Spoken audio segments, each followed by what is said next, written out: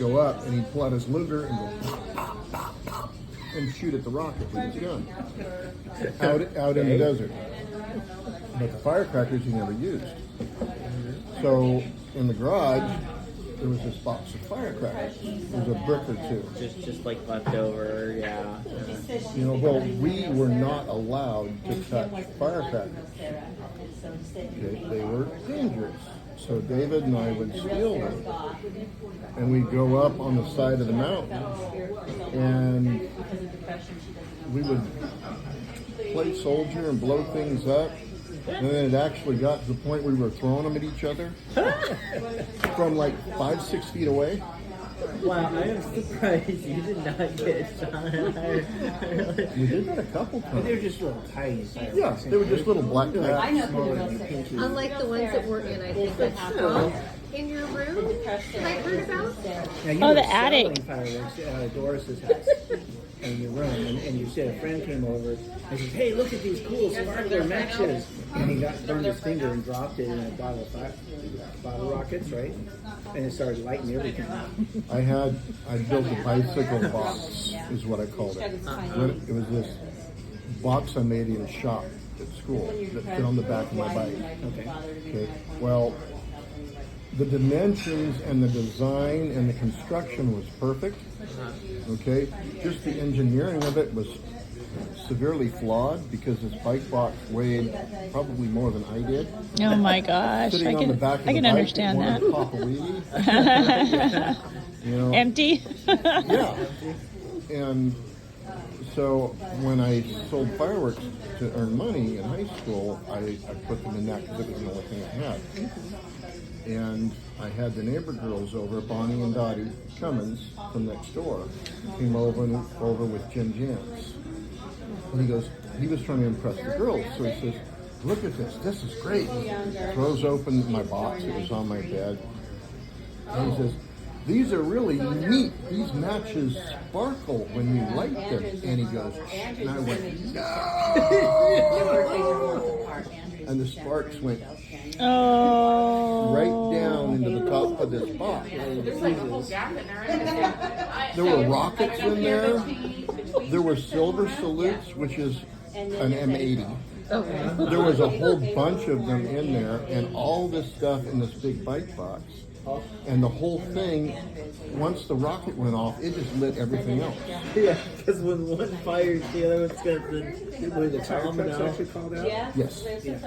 I was in a bedroom on the second floor that was basically 6 foot by 10 foot by 6 foot high. Yeah, it was a small room, but there were burn marks on the walls. These rockets were 90-foot rockets. They go up 90 feet, you know. Well, in a 6 by 10 by 5 foot room, how many times does a rocket bounce off the walls? Oh my gosh. calculate. You'd be Before it ducking. hits the end of its 90 feet. Wow. And when it hits the end of the 90 feet, what does it do? Right? So these rockets are bouncing around the room. And like the explosion, the center of the explosion, and how You and the girls and everybody exit the room as soon as that started? I remember yelling, "No!" And the room filled with smoke.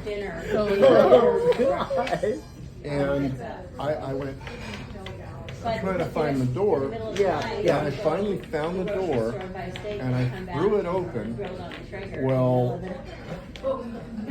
Bonnie was on this side of the door, and I pinned her Oh no. between the door and the wall when I threw it open. And I go running out. And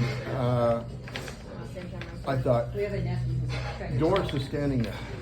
Doris and her dog. And her dog was just frozen, and Doris is frozen. That was just way too much noise for her home.